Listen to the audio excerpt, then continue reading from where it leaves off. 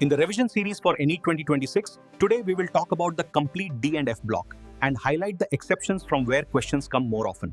नवाबी क्यों करें? नवाबी क्यों करें? भाई क्यों करोगे नवाबी? डी ब्लॉक में जितने एलिमेंट हैं उन सब एलिमेंट का इलेक्ट्रॉनिक कॉन्फ़िगरेशन का सिंगल ट्रिक है। नवाबी क्यों करें? मौत तक रुकावट राहों में पड़े, आगे पिटाई और होगी।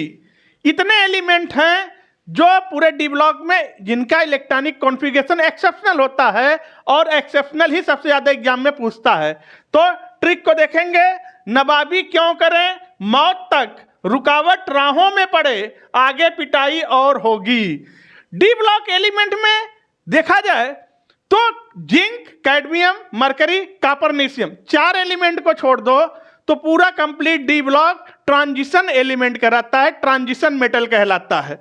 क्योंकि ट्रांजिशन मेटल इसलिए भी बोलते हैं, एक तो ये एस ब्लॉक, उधर पी ब्लॉक, बीच में डी ब्लॉक है, इसमें पी ब्लॉक की प्रॉपर्टीज भी है, एस ब्लॉक की प्रॉपर्टीज भी है, दोनों के कंप्रेस हो रहा है तो ट्रांजिशन हो गया। और लास्ट का दो बैलेंस सेल इनकम्प्लीट भी होना चाहिए तो डी ब्लॉक एलिमेंट को ट्रांजिशन एलिमेंट हम लोग बोलेंगे। कौन कौन से एलिमेंट हैं? एक तो जिंक ट्रांजिशन नहीं है, कैडमियम ट्रांजिशन नहीं है, मरकरी ट्रांजिशन नहीं है और कॉपरनीशियम ट्रांजिशन नहीं है। बाकी सारे एलिमेंट ट्रांजिशन एलिमेंट हैं। ये डी ब्लॉक के एलिमेंट हैं लेकिन ट्रांजिशन एलिमेंट नहीं है। अगर इनको भी देखें एक बार में याद कर लेंगे। Sachin Tendulkar very good cricketer, वाह क्या बात है, वाह। Sachin Tendulkar very good cricketer, man of the match, फिर कोई नहीं सेंचुरी जमाएगा। अब कौन सेंचुरी जमाएगा? सचिन तो संन्यास ले लिए, गॉड ऑफ क्रिकेट। ये जरूरी नहीं मोहब्बत तुझे रुलाती रहे, पढ़ेगा अगर केमिस्ट्री, केमिस्ट्री पढ़ेगा तो मोहब्बत नहीं रुलाएगी।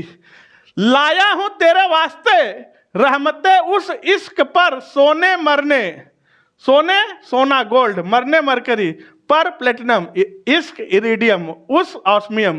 तो पूरा सेट है। लाया हूं तेरे वास्ते रहमते उस इश्क पर, सोने मरने। और इसे याद करेंगे। अच्छा अच्छा अच्छा, रदरफोर्ड डूब गया सागर में, भाई हंस मत, 10 लोग खड़े हैं कोने में। तो पूरा डी ब्लॉक एलिमेंट को आप लोगों ने याद कर लिया।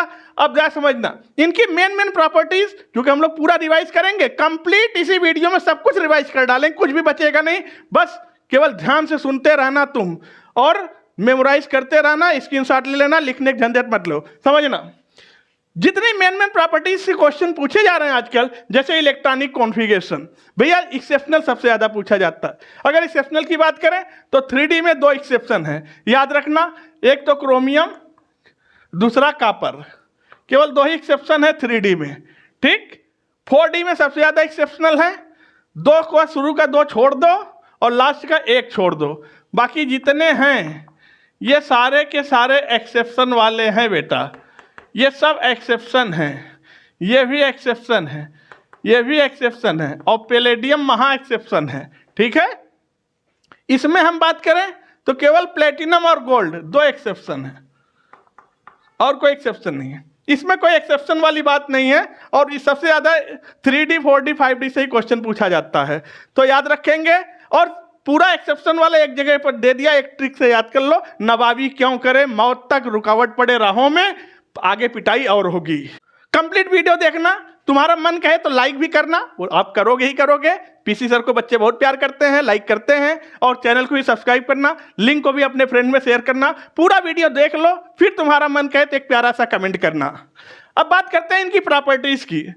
इलेक्ट्रॉनिक कॉन्फ़िगरेशन, इलेक्ट्रॉनिक कॉन्फ़िगरेशन जिनका एक्सेप्शनल है उनके अगर हम बात करें तो यस में या तो 0 इलेक्ट्रॉन होगा या तो 1 इलेक्ट्रॉन होगा, याद रखिएगा। 0 इलेक्ट्रॉन पैलेडियम के केस में होगा, यस में 0 हो जाएगा। बाकी जितने स्टार लगे उनके यस में 1 इलेक्ट्रॉन रहेगा। अगर जनरल इलेक्ट्रॉनिक कॉन्फ़िगरेशन की बात करें तो n-1 होता है, D1 to 10 NS0 1, ठीक है, या फिर 2।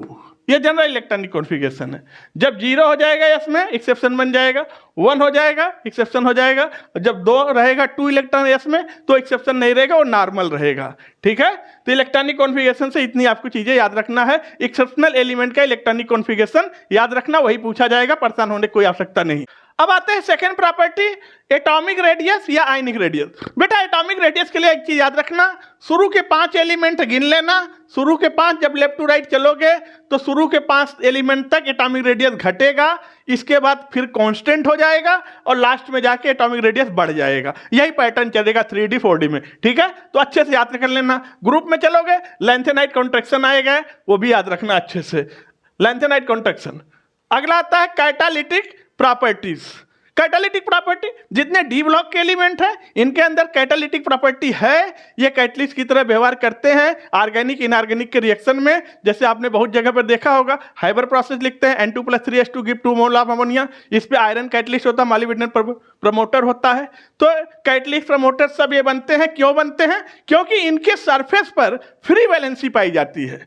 जितने डी ब्लॉक के एलिमेंट्स हैं इनके सरफेस पर फ्री वैलेंसी होती है, जिससे ये रिएक्टेंट को जल्दी जल्दी प्रोडक्ट में कन्वर्ट करवा देते हैं, इसीलिए ये कैटलिस्ट का काम करते हैं।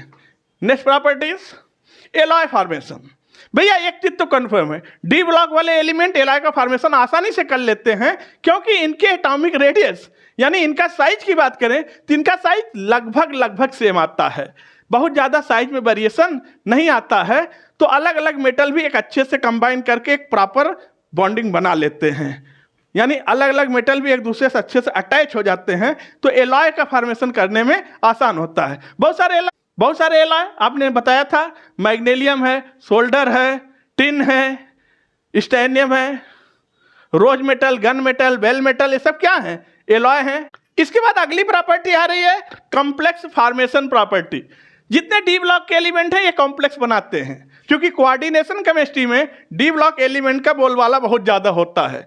कोऑर्डिनेशन केमिस्ट्री जब आप पढ़ेंगे तो बड़े ब्रैकेट के अंदर जो सेंट्रल एलिमेंट होता है वो डी ब्लॉक के एलिमेंट ही बन के आते हैं, कभी आयरन, कभी कॉपर, कभी जिंक, ये बनते। क्यों बनते हैं? क्योंकि डी ब्लॉक के एलिमेंट के पास charge upon size ratio high होता है, और दूसरी चीज इनके पास वैकेंट डी ऑर्बिटल होता है, खाली डी ऑर्बिटल होता है। ये लिगेंड कोऑर्डिनेट बॉन्ड के थ्रू लिगेंड अपना इलेक्ट्रॉन इनको देता है और ये अपने वैकेंट डी ऑर्बिटल में रख लेते हैं। इसलिए एक तो पॉजिटिव हाई चार्ज डेंसिटी है, इलेक्ट्रॉन को खींचने की पावर ज्यादा है, और दूसरे साथ ही साथ इलेक्ट्रॉन को रखने की भी व्यवस्था है, वैकेंट डी ऑर्बिटल है। इसलिए डी ब्लॉक के एलिमेंट्स हमेशा काम करते हैं कॉम्प्लेक्स फॉर्मेशन में, कोऑर्डिनेशन कंपाउंड में। ठीक है, आइए नेक्स्ट प्रॉपर्टीज के खेलते हैं। आता है कलर फॉर्मेशन। कलर फॉर्मेशन भैया डी टू डी ट्रांजिशन होता है इसमें, डी टू डी ट्रांजिशन, और ट्रांजिशन होने की वजह से इलेक्ट्रॉन लोअर एनर्जी लेवल से हायर एनर्जी लेवल में जाता है, फिर हायर से लोअर एनर्जी लेवल में आता है। तो इस तरह से इलेक्ट्रोमैग्नेटिक रेडिएशन पैदा होते हैं, और हमें अगर वो विजुअल रीजन में जाते हैं तो कलर दिखाई देते हैं। कलर को याद करने के हमने आपको एक ट्रिक बताया था, जैसे कोबाल्ट+2 का कलर क्या होगा, मैग्नीज+2 का कलर क्या होगा, Fe+2 का कलर क्या होगा, Fe+3 का कलर क्या होगा, क्रोमियम का कलर क्या होगा। तो इसके लिए सबका एक ट्रिक हमने बताया था, मन को रखो गुलाबी तो फिजाएं भी निखर जाएंगी हरियाली में, फिक्रों में डूबे रहे तो पीले पड़ जाओगे, और कुछ खा लिया तो नीले पड़ जाओगे। तो उस ट्रिक को भी आप अच्छे से याद कर लेंगे। इसके बाद आता है मैग्नेटिक प्रॉपर्टी। मैग्नेटिक प्रॉपर्टीज में ज्यादातर हम लोग पढ़ते हैं पैरामैग्नेटिक है या डायमैग्नेटिक है। अगर पैरामैग्नेटिक है तो कितना पैरामैग्नेटिक है ये इस बात पे डिपेंड करेगा कि नंबर ऑफ अनपेयर इलेक्ट्रॉन्स कितने ज्यादा हैं। उसके लिए हम लोग एक फार्मूला लगाते थे, mu is equal to √n into n+2, जहां पर n क्या है, नंबर ऑफ अनपेयर इलेक्ट्रॉन है। अगर अनपेयर इलेक्ट्रॉन रहेगा तो वो पैरामैग्नेटिक होगा, और पैरामैग्नेटिक होगा तो कलर देगा। और अगर अनपेयर इलेक्ट्रॉन 0 हैं, सारे इलेक्ट्रॉन पेयर्ड हैं, तो फिर डायमैग्नेटिक होगा, कलरलेस होगा। अगर अनपेयर इलेक्ट्रॉन ज्यादा होता जाएगा तो पैरामैग्नेटिक कैरेक्टर बढ़ता जाएगा। ये म्यू की वैल्यू से हमें पता चलेगा कि ये पैरामैग्नेटिक है कि डायमैग्नेटिक है।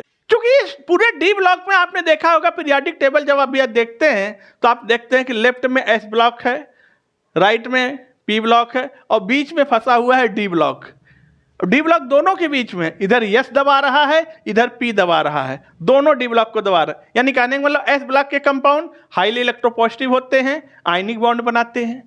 पी ब्लॉक के कंपाउंड हाईली इलेक्ट्रोनेगेटिव होते हैं और कोवलेंट बॉन्ड बनाते हैं। अब डी ब्लॉक का एलिमेंट तो बीच में है, कुछ एस ब्लॉक की प्रॉपर्टीज आ रही है, कुछ पी ब्लॉक की प्रॉपर्टीज आ रही है, यानी ये ट्रांजिशन शो करते हैं। ट्रांजिशन मतलब दोनों का व्यवहार शो करते हैं। इसलिए जो डी ब्लॉक के एलिमेंट हैं ये कुछ आयनिक कुछ कोवलेंट इस तरह के दोनों के प्रकार के कंपाउंड बनाना पसंद करते हैं। ये ऑक्सीडाइजिंग एजेंट का भी काम कर सकते हैं, रिड्यूसिंग एजेंट का भी काम कर सकते हैं और ऑक्सीडाइजिंग रिड्यूसिंग दोनों का भी काम कर सकते हैं।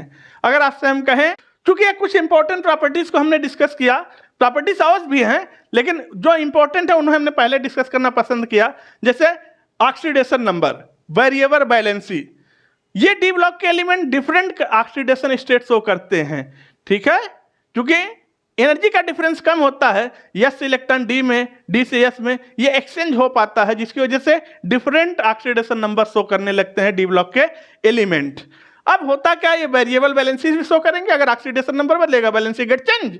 अब होता क्या है, जैसे मान लो ये मैग्नीज, तो ये मैग्नीज +2 में आएगा, +4 में आएगा, +7 में आएगा, ठीक है। आयरन है +2 में आएगा, +3 में आएगा। क्रोमियम है +3 में आएगा, +6 में आएगा। इस तरह से सारे एलिमेंट डिफरेंट ऑक्सीडेशन स्टेट और वैलेंसी भी डिफरेंट शो करने लगते हैं। तो बच्चों आज की वीडियो को यहीं पर रखते हैं। आप लोग वीडियो को लाइक कर देना, चैनल को सब्सक्राइब कर दो, बेल आइकन प्रेस करो, एक प्यारा सा कमेंट करो। फिर रिवीजन के सीरीज में नेक्स्ट वीडियो में मिलते हैं आपसे, तब तक के लिए थैंक यू, धन्यवाद, टेक केयर।